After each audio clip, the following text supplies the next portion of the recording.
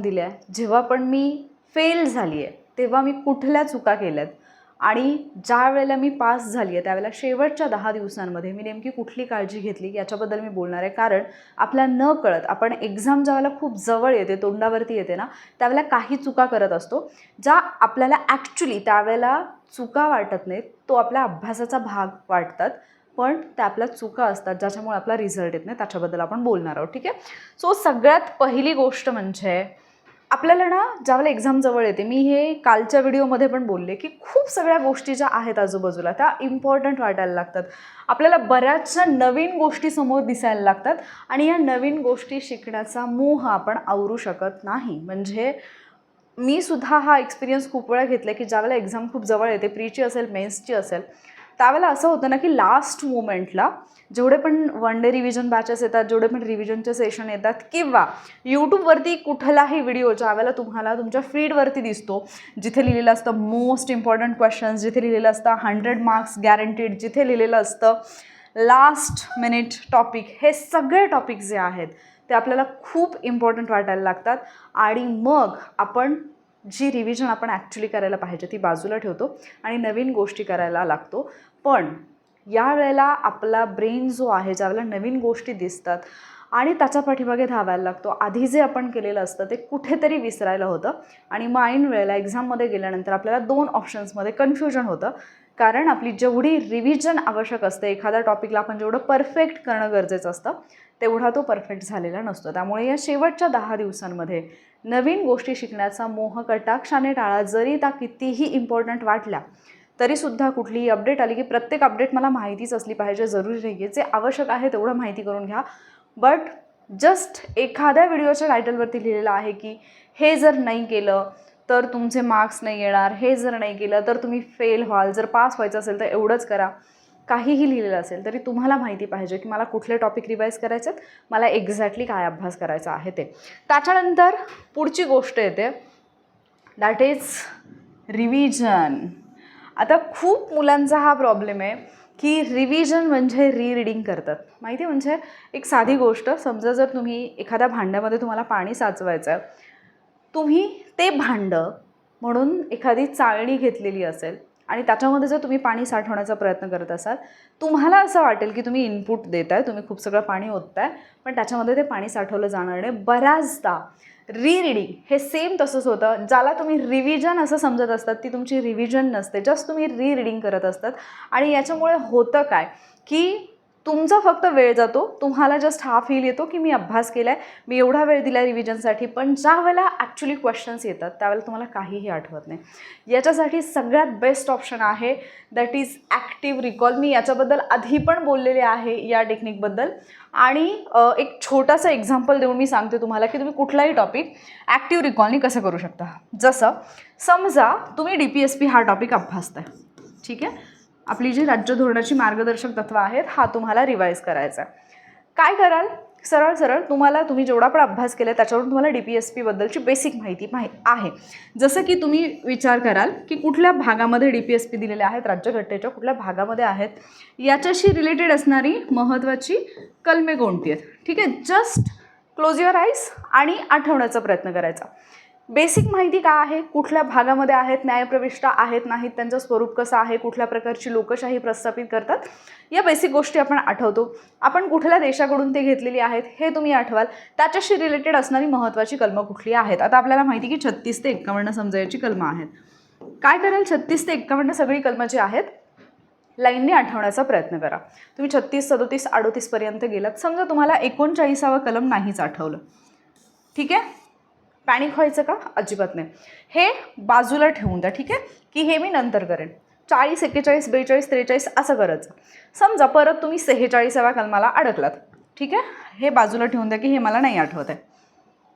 Clear, 51व्या कलमापर्यंत गेला. त्याच्यानंतर काय कराल की अशा कुठल्या घटना दुरुस्ती आहेत ज्या DPSPशी संबंधित आहेत त्या आठवण्याचा प्रयत्न करा. मग 44वी घटनादुरुस्ती असेल, 42वी घटनादुरुस्ती असेल, या घटनादुरुस्तीने कुठले मुद्दे जे आहेत, कुठली कलमं जी आहेत ती ॲड करण्यात आली, कुठलं अशी घटनादुरुस्ती ज्याने फक्त वाक्यरचना बदललेली आहे. त्याच्यानंतर मार्गदर्शक तत्वांबद्दल कोणी काय मत जे आहे ते व्यक्त केले, की म्हणजे कोणी मार्गदर्शक तत्वांना चांगलं म्हटलंय, कोणी वाईट म्हटलेलं आहे, हे सगळं आठवण्याचा प्रयत्न करा. जे नाही आठवत आहे, पॅनिक व्हायचं नाही. एवढं सगळं झाल्यानंतर परत एकदा तुमच्या नोट्स किंवा जे पुस्तक असेल ते ओपन करा.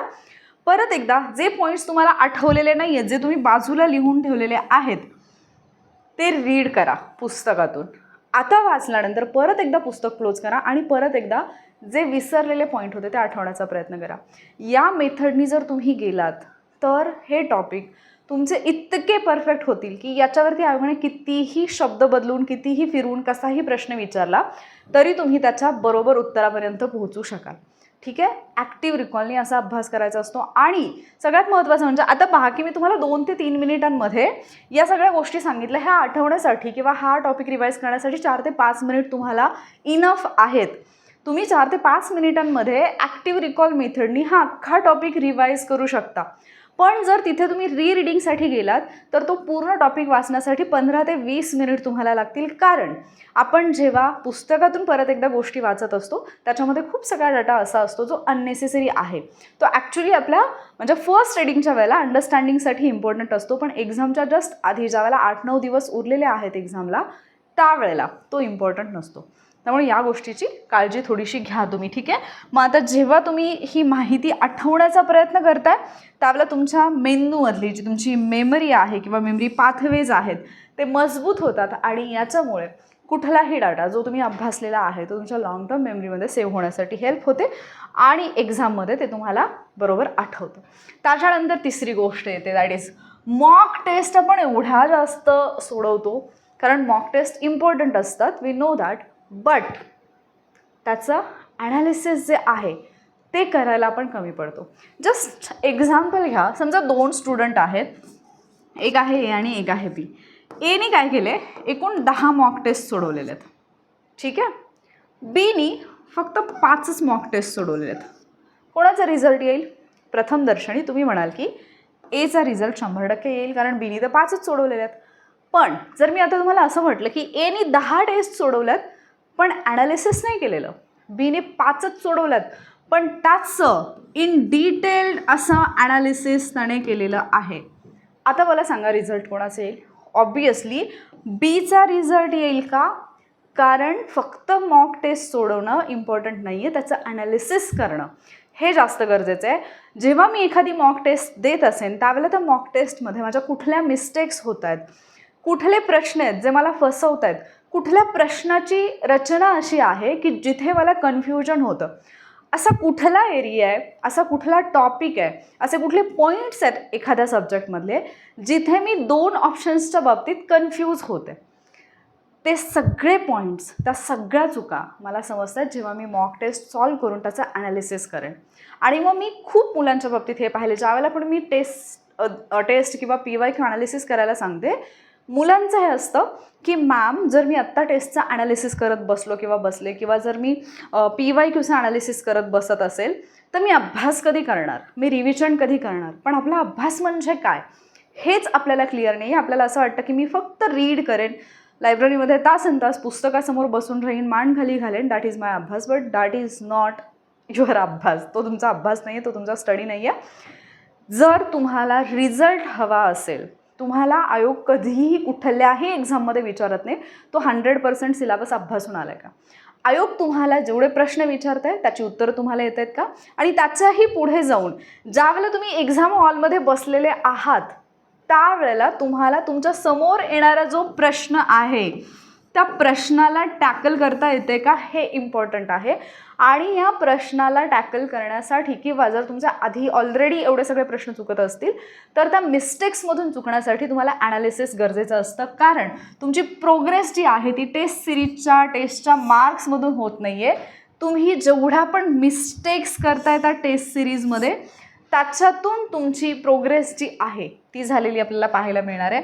म्हणून स्वतःला विचारा की जर समजा टेस्ट सिरीजमध्ये काही प्रश्न चुकले असतील, ही चूक कशामुळे झाली, मला उत्तर माहिती नव्हतं म्हणून झाली, मी खूप घाई केली म्हणून ही चूक झालेली आहे, कन्फ्युजन झालं मला, त्याच्यामुळे माझी चूक झालेली आहे का? कारण या प्रश्नांची उत्तरं जेव्हा तुम्हाला सापडतील याच्यामध्येच तुमचे जे एक्स्ट्राचे मार्क्स आहेत, अतिरिक्त मार्क्स जे आहेत तुमचे, ते या प्रश्नांमध्ये लपलेत. कारण जर मला उत्तर माहिती नसेल म्हणून माझे मार्क्स गेले असतील, याचा अर्थ तो टॉपिक मी प्रॉपरली अभ्यासलेला नाही आहे, तो मला अभ्यासणं गरजेचं आहे.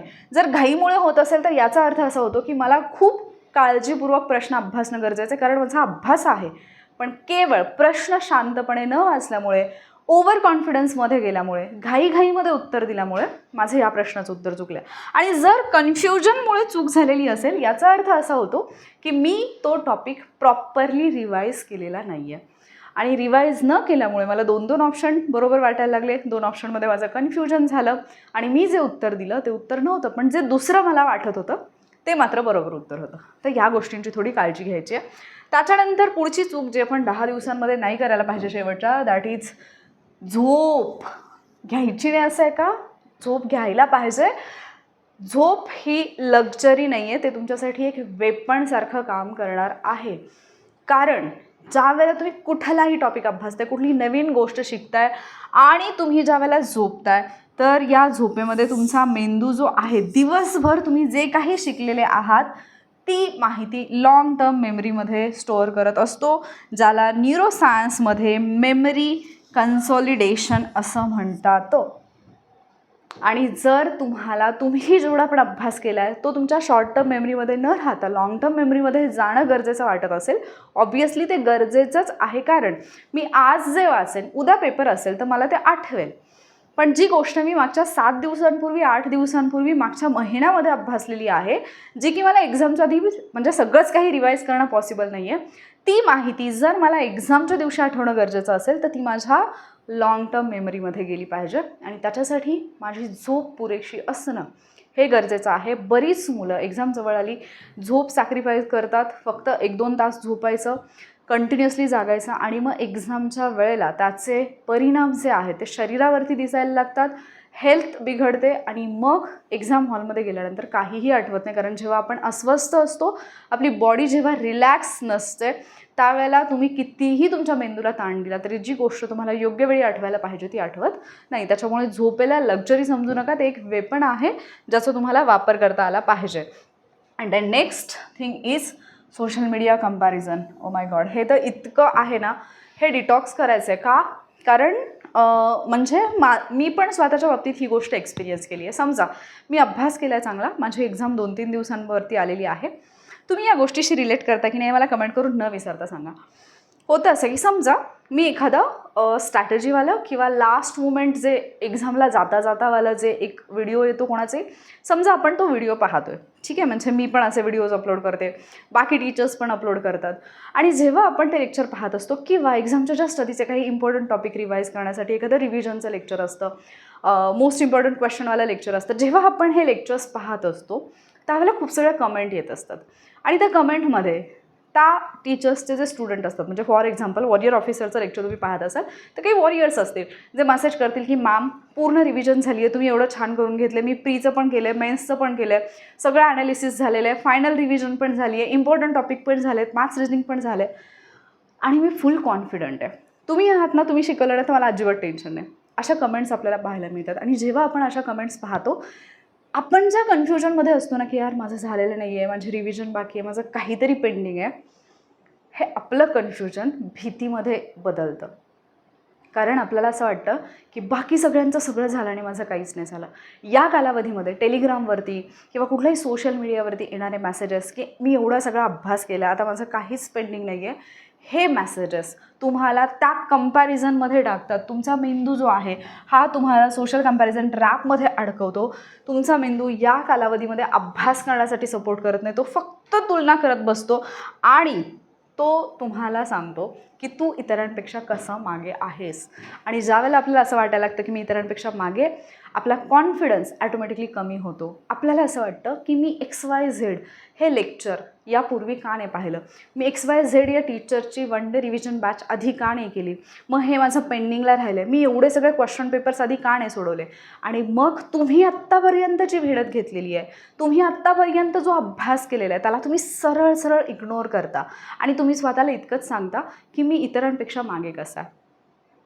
आणि मग त्याचा परिणाम कॉन्फिडन्स लो होणं, अति जास्त टेन्शन, ताण येणं, एक्झाम हॉलमध्ये गेल्यानंतर या सगळ्या गोष्टीचा निगेटिव्ह इम्पॅक्ट तुमच्या परफॉर्मन्सवरती पडत असतो. म्हणून इतरांचं काय चाललं आहे हे पाहायचं नाही आहे. स्वतःच्या प्लॅनवरती लास्ट मोमेंटला फोकस करणं फार जास्त गरजेचं आहे, की मला माहिती पाहिजे मला एक्झॅक्टली काय करायचं आहे. आणि जर मी या ट्रॅपमध्ये फसत असेल ती माझ्यासाठी धोक्याची घंटा आहे. अँड देन एक्झाम हॉल आधी तुमच्या मेंदूला तुम्हाला ट्रेन करायचं आहे. ट्रेन कसं करायचं तुम्हाला?